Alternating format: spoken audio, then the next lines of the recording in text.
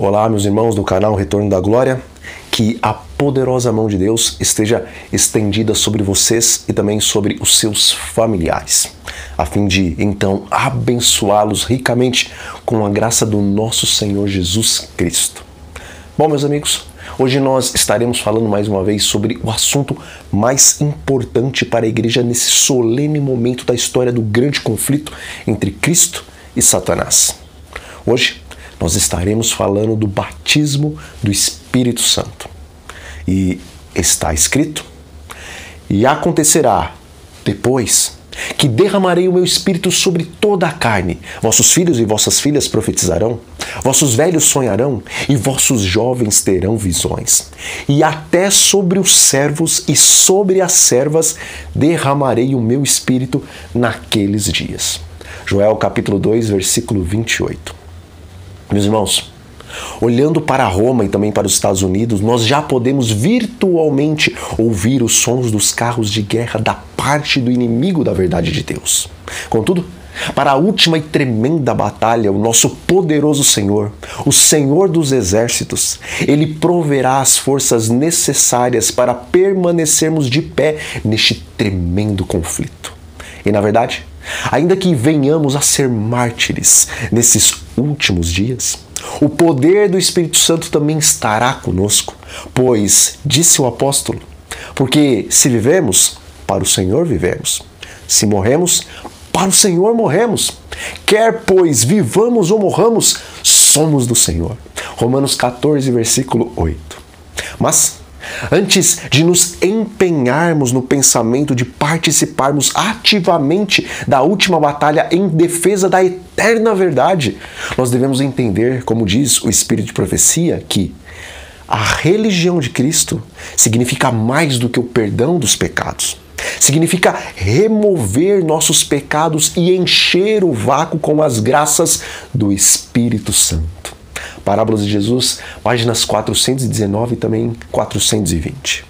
Veja, hoje nós vivemos em uma época na qual o mundo prega um cristianismo barato e também midiático, no qual Deus nos aceita como estamos e que Ele não se incomoda de que permaneçamos exatamente como éramos antes de conhecê-lo.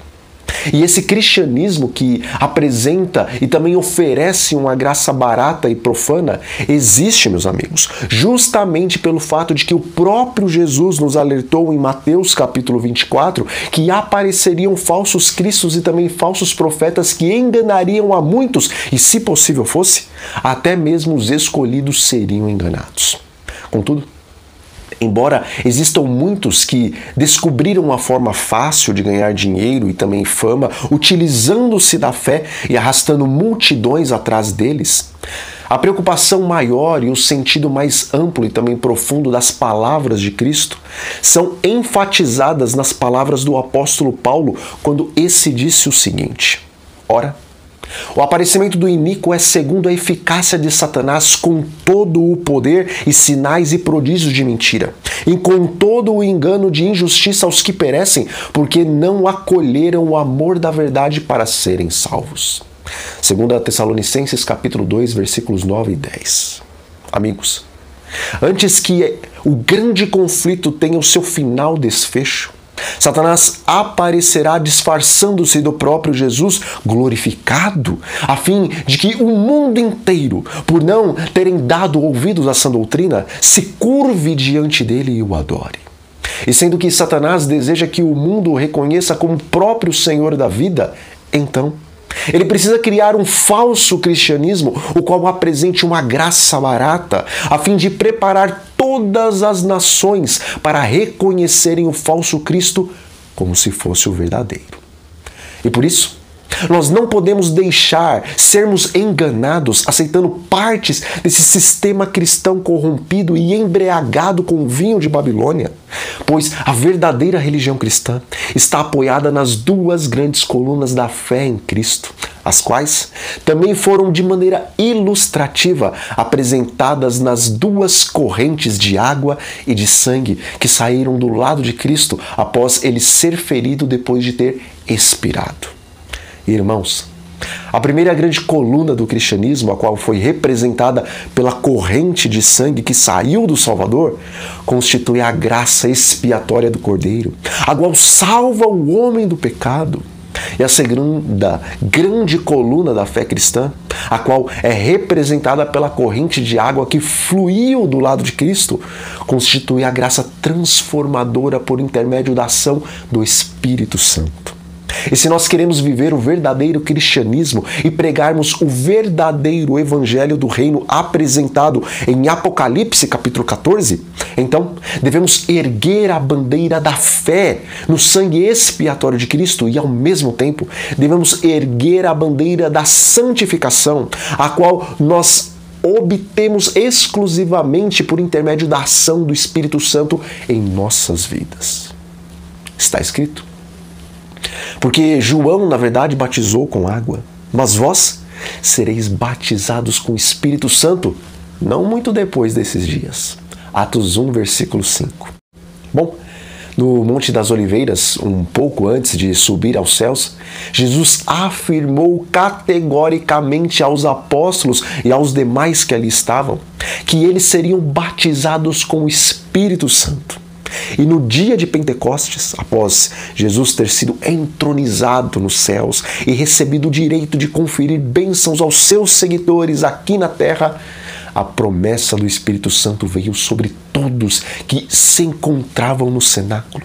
E o resultado dessa dotação da chuva temporã sobre os seguidores de Cristo é descrito no Espírito de Profecia da seguinte forma. Depois da descida do Espírito Santo, os discípulos sentiram tanto amor por Cristo e por aqueles por quem ele morreu, que corações se comoveram pelas palavras que falaram e pelas orações que fizeram. Eles falaram no poder do Espírito Santo e, sob a influência desse poder, milhares se converteram. Atos dos Apóstolos, página 22. Amigos, nós vivemos no período profético da igreja em Laodiceia. E segundo as palavras do próprio Jesus, essa igreja é morna e pobre. E em alguns casos, ela é até mesmo miserável, porque não possui o ouro refinado pelo fogo. E segundo o Espírito de Profecia, o ouro refinado pelo fogo representa o amor e a fé que devem existir no coração do verdadeiro cristão. Veja, antes dos discípulos receberem a dotação da chuva temporã, eles ainda estavam discutindo quem seria o maior no reino de Deus. E isso porque o verdadeiro amor, o qual é recebido pela fé em Jesus, ainda não habitava verdadeiramente no coração deles. Mas, segundo o texto que eu apresentei do Espírito de Profecia, após a descida do Espírito Santo no dia de Pentecostes, a primeira e mais notável virtude manifestada na vida dos servos de Cristo foi o amor por Cristo e por aqueles por quem Cristo morreu.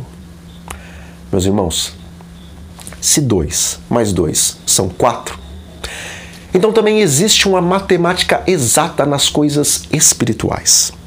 Pois se um grupo de judeus que diziam guardar a lei e que andaram por 3 anos e meio ao lado de Jesus, menos o poder do Espírito Santo, é igual a crente sem amor. E se este mesmo um grupo de judeus que diziam guardar a lei e que andaram por 3 anos e meio ao lado de Jesus, mais o poder do Espírito Santo como chuva temporã é igual a crentes cheios do amor de Deus e por seus semelhantes, então, essas duas continhas nos ajudam a entender que a igreja em Laodiceia, por mais que conheça a lei de Deus e que diz guardar os seus mandamentos, e por mais que conheça teoricamente a Jesus e o reconhece como Salvador, na verdade, ela está destituída do Espírito Santo. Pois se Cristo nos disse que devemos comprar o ouro refinado pelo fogo, e se o Espírito de Profecia diz que esse ouro é o verdadeiro amor, então, meus irmãos, nós ainda estamos vivendo a realidade dos discípulos antes do Pentecostes. Conhecemos a lei e a Jesus, mas não guardamos verdadeiramente os mandamentos de Deus, pois os mandamentos de Deus se resumem em amor por Deus e amor ao próximo. E conforme vimos no caso dos primeiros cristãos, eles só se tornaram verdadeiros guardadores dos mandamentos quando receberam a chuva temporã e passaram a sentir amor por Cristo e amor pelos seus semelhantes, que são aqueles pelos quais Cristo morreu. Está escrito: aquele que não ama não conhece a Deus, porque Deus é amor. 1 João capítulo 4, versículo 8. Bom, ainda que nós conheçamos a lei de Deus, e ainda que nós conheçamos e acreditemos no espírito de profecia, e ainda que nós saibamos quem é a besta que sobe do mar e a besta que sobe da terra, de Apocalipse capítulo 13, e ainda que falássemos a língua dos anjos e a língua dos homens, e ainda que tivéssemos o dom de profetizar e conhecêssemos todos os mistérios e toda a ciência, e ainda que tivéssemos fé a ponto de transportar montes, e ainda que distribuíssemos todos os nossos bens entre os pobres, e ainda que entregássemos o nosso próprio corpo para ser queimado, mas não tivéssemos o Espírito Santo, então seríamos tão somente um bando de mentirosos, pois o Espírito Santo é Deus e Deus é amor. E só poderemos verdadeiramente amar e guardarmos os mandamentos de Deus, meus amigos, quando pedirmos, buscarmos, batermos insistentemente na porta do céu, importunarmos a Deus com as nossas orações e clamarmos semelhantemente a Jacó pelo bendito batismo do Espírito Santo. Bom, meus amigos, quando o caráter de Jesus, o qual é um caráter transbordante de amor, se manifestar perfeitamente em sua igreja, então ele virá para reclamar-nos como seus. Parábolas de Jesus, página 69. Oremos, meus irmãos. Senhor, Deus eterno, Tu és amor. Pois somente no Deus triuno existe amor, pois Deus é a fonte do amor. Portanto, nosso Rei, em nome do Senhor Jesus, envia-nos o Espírito Santo em plenitude de amor e encha-nos os corações com essa bendita virtude do caráter de Cristo, até que os nossos corações transbordem com o divino amor. E isso nós lhe pedimos e também lhe agradecemos em nome de Jesus. Amém. Bom, meus amigos, fiquem todos sob a paz do Senhor Jesus Cristo e até a próxima.